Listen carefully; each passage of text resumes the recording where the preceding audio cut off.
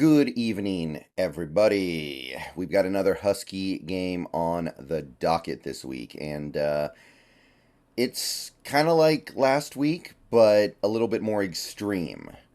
So there isn't going to be a ton to say about this one going into it. This game should be. It's the closest thing to a cupcake on this Husky schedule this year, it seems like. And there are worse teams out there for sure. Tulsa proved that in week one when they dominated. What was it? Arkansas, Lafayette, something something. So there are definitely worse teams out there, but this should be a more extreme example of the mismatch we saw in week one. So first of all, let me just say I will be live streaming this game unless something comes up last second. Starts tomorrow at 2 o'clock Pacific PM. So tune in if you want to watch me watch the game. Well, again, it's a watch along party. I am a little bit behind where people who are watching see things.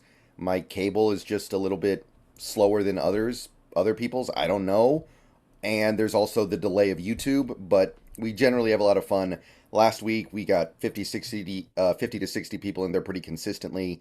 I don't expect these games to be super compelling because there is such a massive mismatch between a team like Washington and a team like Tulsa.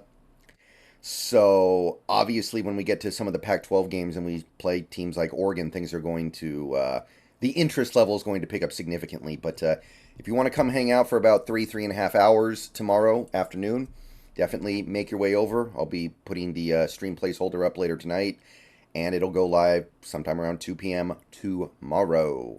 So, what can really be said about a game like this? Tulsa played really well in week one. They did. They won, I think, 42-7, and it was a pretty balanced offensive attack. Their new quarterback played really well. Their new quarterback played an almost perfect game, 13 of 14. They ran the ball effectively.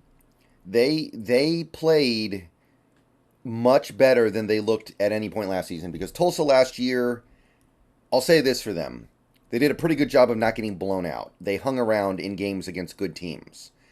But they did have a losing record despite facing a relatively soft, a typical Tulsa schedule.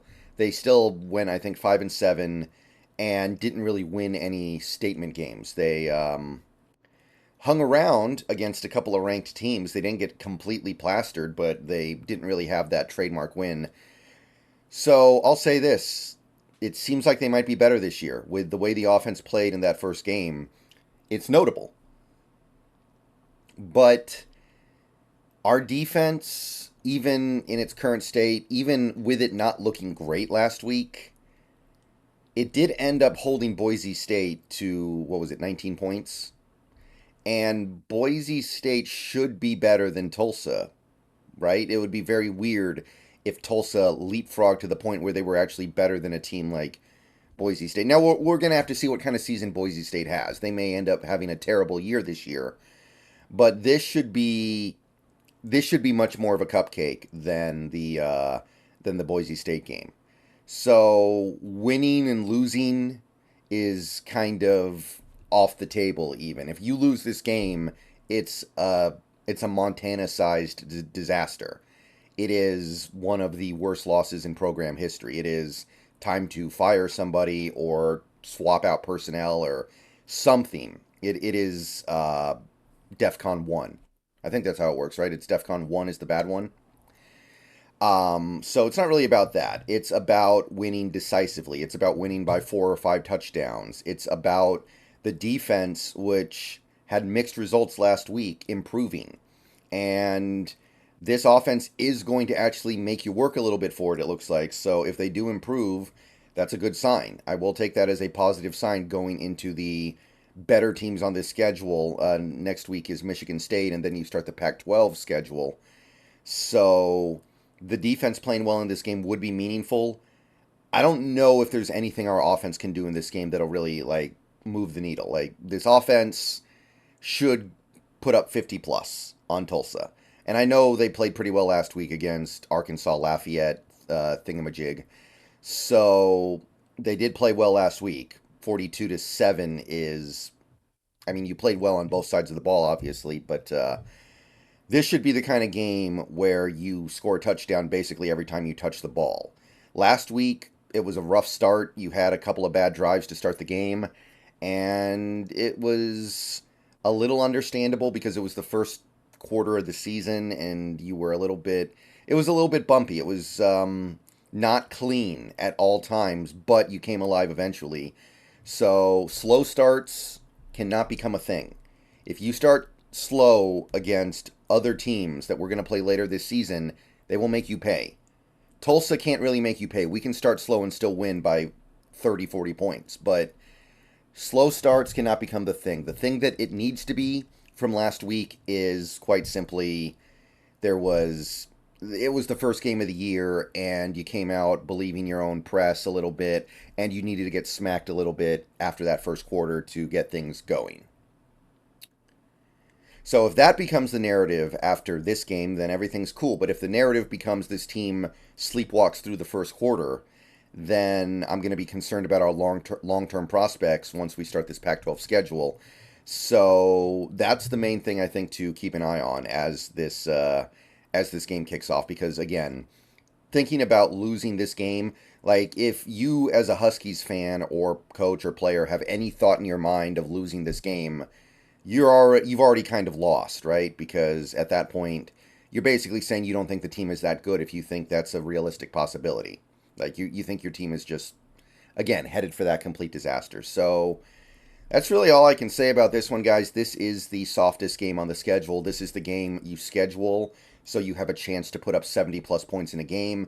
This is the game you schedule so your quarterback can throw 8 touchdowns and break the record and put his name in the Heisman category. This is the game where you schedule so you can get your running game going, because last week it was very, very spotty. The interior offensive line kind of got pushed around. If that happens against this team, then you're just going to have to abandon a lot of your running plans this year, because if you can't do it against them, you can't do it against anybody. So maybe we'll get to see a little bit of that. If we get up by a big score early, maybe we can start to exert our will a little bit in the running game and at least get some momentum going for the better teams you play down the line. But